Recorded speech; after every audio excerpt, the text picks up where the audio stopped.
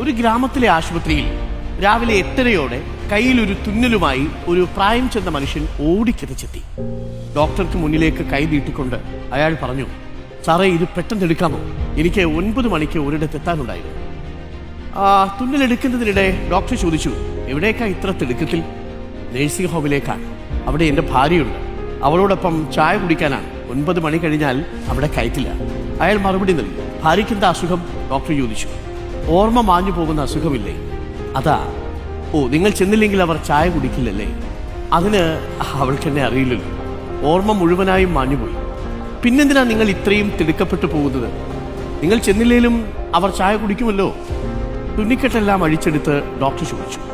നിമിഷ നേരം കൊണ്ട് മുഖത്ത് മിന്നിമാഞ്ഞ വികാരങ്ങളെല്ലാം അടക്കിക്കൊണ്ട് അയാൾ പറഞ്ഞു, മോനെ, എന്നെ അവൾക്കറിയില്ല എന്നേ ഉള്ളൂ, അവളെ എനിക്ക് നന്നായിട്ടറിയാം.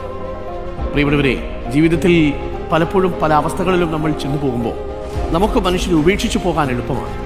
പക്ഷേ നിങ്ങൾക്കറിയുന്ന മനുഷ്യർ, അവർ നിങ്ങളെ നിങ്ങൾ അറിയുന്നത് പോലെ വേണമെന്നില്ല. ONV പറഞ്ഞൊരു കാര്യമുണ്ട്, ലോകത്തേറ്റവും സുഖം നൽകുന്ന അനുഭവം നിങ്ങളെ മറ്റൊരാൾ സ്നേഹിക്കാനുണ്ട് എന്നതാണ്. എന്നാൽ അതേസമയം ഏറ്റവും വേദനയുണ്ടാക്കുന്നതോ നിങ്ങൾ തെറ്റിദ്ധരിപ്പിക്കപ്പെടുന്നു എന്നുള്ളതാണ്.